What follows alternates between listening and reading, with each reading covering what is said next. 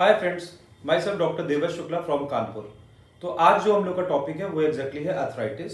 Arthritis एक बहुत ही common problem है और हम लोग देखते हैं कि ये हर 3-3 4-4 घर छोड़ के आपको मिलेगी। यूजुअली आपके भी जो ग्रैंड पेरेंट्स है हो सकता है उनमें भी ये प्रॉब्लम आ रही हो और आपके घर में भी हो सकता है कोई अर्थराइटिस का पेशेंट हो। तो आई थिंक ये एक बहुत ही अच्छा टॉपिक है और अगर आप थोड़ा समय देके अगर जाने तो हो सकता है कि आपके लिए बहुत ज़्यादा फ्रूटफुल रहेगा। तो आज हम लोग स्टार्ट करते हैं अर्थराइटिस। जैसा कि मैंने बोर्ड में लिख रखा है, तो एग्जैक्टली क्या है कि अर्थराइटिस जो है वो मेनली 4 टाइप्स की होती है जो कॉमनली क्लिनिकल प्रैक्टिस में आती है, जो क्लिनिकल प्रैक्टिस हम लोग देखते हैं। तो first one is rheumatoid arthritis, second one is osteoarthritis, third one is gout and the fourth one is psoriatic arthritis. जो आपकी जो फर्स्ट वाली आती है जो कि आपकी रूमेटॉइड अर्थराइटिस है, तो एग्जैक्टली इसमें क्या होता है कि ये जो होता है ये ऑटो इम्यून डिसऑर्डर है। इसमें क्या होता है, जो आपकी जो बॉडी का जो इम्यून सिस्टम है वो आपकी बॉडी के अगेंस्ट फाइट करता है। तो एग्जैक्टली ये जो है ये थोड़ा सा कॉम्प्लिकेटेड प्रॉब्लम है। ये वाली बहुत ज्यादा कॉम्प्लिकेटेड है और इसमें क्या होता है एग्जैक्टली में इसमें क्या होगा कि जो आपके जो जॉइंट्स हैं वो यूजुअली डैमेज करना स्टार्ट करेंगे। तो इसमें बिगिनिंग क्या होता है कि जैसे पहले स्मॉल जॉइंट्स पे इफेक्ट आता है। यूजुअली जो है जैसे फिंगर टिप्स है, फिंगर्स में आएगा, फिर क्या होगा वो ग्रेजुअली फिर घुटने में आएगा, फिर जो है जो वेट बियरिंग जॉइंट्स है उनमें आएगा। ग्रेजुअली क्या होगा जब इंसान सो के उठेगा तो उसको ये लगेगा जैसे उसका शरीर बिल्कुल अकड़ा हुआ है, बहुत ज्यादा मार्क्ड स्टिफनेस रहेगी। उसको ऐसा लगेगा जैसे सुबह उठेगा तो उसको लगेगा जैसे वो लकड़ी का है। इसके बाद वो थोड़ा सा उठेगा, वो थोड़ा सा बिस्तर में थोड़ा सा हाथ ऐसे ऐसे चलाएगा, फिर ग्रेजुअली वो थोड़ा मूवमेंट करेगा और जब वो अप्रोक्स जब 10-15 वो कदम चलेगा तब उसको अपनी बॉडी में फ्रीनेस लगेगी। तो एग्जैक्टली ये इसका एक बहुत पिक्यूलियर और मार्क्ड सिम्टम है और इसको हम लोग यूजुअली जो नॉर्मल टेस्ट होते हैं उससे हम लोग उसको डिटेक्ट कर सकते हैं। तो एग्जैक्टली अगर आपके कोई भी अर्थराइटिस का पेशेंट है तो first of all we have to clear कि ये किस तरह की अर्थराइटिस है। पहले आपको ये चीज क्लैरिफाई करना बहुत जरूरी है क्योंकि अकॉर्डिंग टू होम्योपैथी सिस्टम इन सब का ट्रीटमेंट अलग है। ये नहीं कि इसका ट्रीटमेंट अलग है, इसका ट्रीटमेंट अलग है, इसका ट्रीटमेंट अलग है, मैनेजमेंट भी उसमें अलग अलग है। इसलिए ये चीज क्लैरिफाई करना बहुत जरूरी है। उसके लिए आपको जो है ब्लड टेस्ट होगा, उसी से वो चीज क्लियर हो पाएगी। तो पहला है ये आपका है रूमेटॉइड अर्थराइटिस। इसके बाद आपका आया, क्योंकि ये एक ऑटो इम्यून डिसऑर्डर है, इसके बाद आया ऑस्टियोआर्थराइटिस।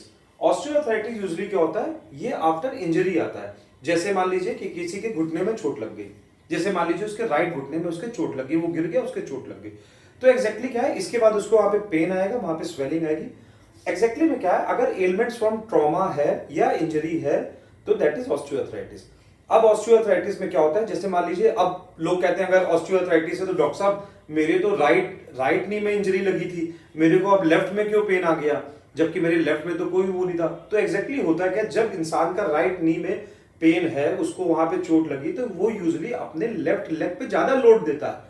तो जब वो लेफ्ट लेग में ज्यादा लोड देगा तो उसमें भी एक तरह की वहां पे इंजरी डेवलप करेगी, बिकॉज वो ज्यादातर अपना वेट लेफ्ट साइड की तरफ टिल्ट करेगा।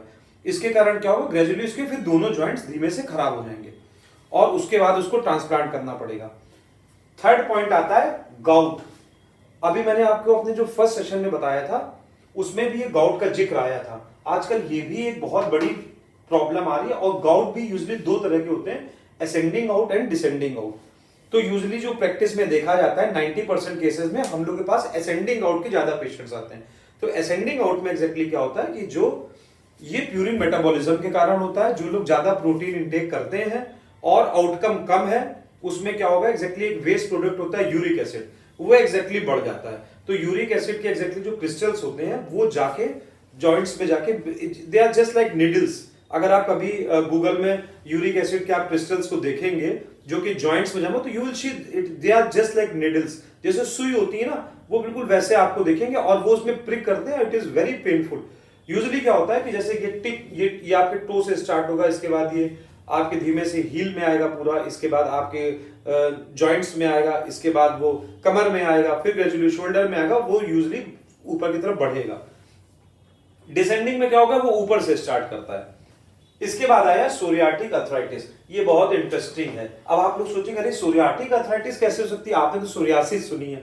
तो एग्जैक्टली सोरियासिस जो एक बीमारी, वो एक स्किन की बीमारी, आप लोगों ने यूजुअली देखा होगा कि जैसे उसमें क्या होता है, जैसे जैसे सांप होता है ना, वो अपनी स्किन को छोड़ता है, तो इसी तरह से सोरियासिस में क्या होता है कि वो क्या होगा, वहां पे बहुत ज्यादा स्किन का एक्सफोलिएशन होता रहता है, बार बार होगा, फिर न्यू स्किन आएगी, फिर वो हटेगी, ये होता है। तो एग्जैक्टली क्या है कि अगर सोरियासिस है, अगर उसका ट्रीटमेंट स्टेरॉइड्स के द्वारा किया जाता है या अगर उसको सप्रेस किया जाता है, तो इट लीड्स, वो जाके आगे जाके जॉइंट्स में प्रॉब्लम क्रिएट करता है और फिर वो जाके सोरियाटिक अर्थराइटिस बन जाता है, जो कि बहुत ज्यादा पेनफुल और वर्स्ट कंडीशन होती है।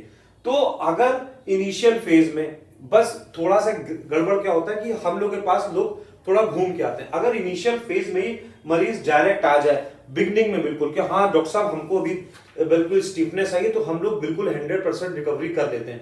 आपको ये चीज जानना चाहिए कि ये एक जेनेटिक डिसऑर्डर भी है, ये जीन में भी ट्रेवल करता है। जैसे मान लीजिए किसी के बाबा को है तो उसके फादर को आने के पूरे चांसेस हैं, लड़के को भी आ सकता है, तो इस तरह से एग्जैक्टली ये जीन लेवल पे वर्क करता है। ठीक है, अब क्या है कि अगर हम लोग टेस्टिंग्स में जाएं तो यूजुअली जैसे कि रूमेटॉइड अर्थराइटिस है, तो इसमें एक आरए फैक्टर होता है, तो तुरंत जैसे अगर आपको इस तरह की प्रॉब्लम है तो आप तुरंत अपना आरए फैक्टर चेक करवाएं। तो यूजुअली आप ये क्लेरिफाई कर सकते हैं, एक होता है सी रिएक्टिव प्रोटीन, ठीक है, ये आप अपना तुरंत चेक करवाएं, आरए फैक्टर चेक करवाएं। अब क्या है, मान लीजिए अगर आपको ये लग रहा है, देखिए ऑस्टियोआर्थराइटिस का तो क्लियर कट है कि आपको वहां पे ट्रॉमा इंजरी मिलेगी। यूजुअली क्या होता है, जैसे मान लीजिए कोई बाइक से जा रहा है, वो गिर गया, अब उसके पीछे कमर में चोट लग गई, तो वहां पे क्या होगा कि ऑस्टियोआर्थराइटिस डेवलप करेगा, वहां पे बाद में डिजेनरेटिव चेंजेस आएंगे, वहां पे ऑस्टियोफाइट्स फॉर्मेशन होगा। तो यूजुअली क्या है, फिर आगे चल के बेचारे की बैकबोन तक वो हो जाती है। तो अगर ऑस्टियोआर्थराइटिस किसी को आता है तो हम लोगों के सिस्टम में हम लोग साथ में इंजरी की भी मेडिसिन चलाते हैं, इंजरी की भी साथ में मेडिसिन देते हैं और उससे उसको बहुत अच्छी रिकवरी होती है। थर्ड आता है गाउट मैंने आपको पिछली बार भी बताया था। गाउट एग्जैक्टली क्या है, ये ड्यू टू एक्सेस प्रोटीन है। अगर आप प्रोटीन का इंटेक, इसमें अगर आपको गाउट है, आपका यूरिक एसिड बढ़ा है, तो you have to reduce protein intake, you have to take more and more vitamin C and vitamin D, तो इससे हम लोग वो पा सकते हैं। और सोरियाटिक अर्थराइटिस में कि अगर आपको हिस्ट्री ऑफ सोरियासिस है तो ये पूरे चांसेस हैं, अगर उसके बाद में अर्थराइटिस आती है, सोरियासिस है और अगर उसको सप्रेस किया गया तो वो दैट लीड्स टू सोरियाटिक। देखिए कॉमनली बहुत सारी मेडिसिन है होम्योपैथी में, जैसे मैं आपको कुछ के नाम बता देता हूँ। जैसे हम लोग के यहाँ रस्टॉक्स है, ब्राइनिया है, लेडमपाल है, फॉर्मिका रूफा है, in case of gout and all बहुत अच्छी दवा है, बेंजोइक एसिड है, तो बहुत अच्छी दवाइयां हैं हम लोग यहाँ। लेकिन बस मेन प्रॉब्लम ये है कि first of all we have to detect what is the cause and which arthritis you have, then only we can go for medicine. Okay, so I think ये आपके लिए बहुत अच्छा टॉपिक है। और अगर किसी को भी प्रॉब्लम आता है तो प्लीज आरए फैक्टर अपना चेक कराएं, आप अपना सीरम कैल्शियम चेक कराएं, आप अपना जो है यूरिक एसिड चेक कराएं, ये 2-3 चीजें जो है, सी रिएक्टिव प्रोटीन चेक कराएं, ये सब बहुत जरूरी है चेक कराना, तभी आप जो है जान पाओगे कि एग्जैक्टली आपको कौन सी डिसीज है।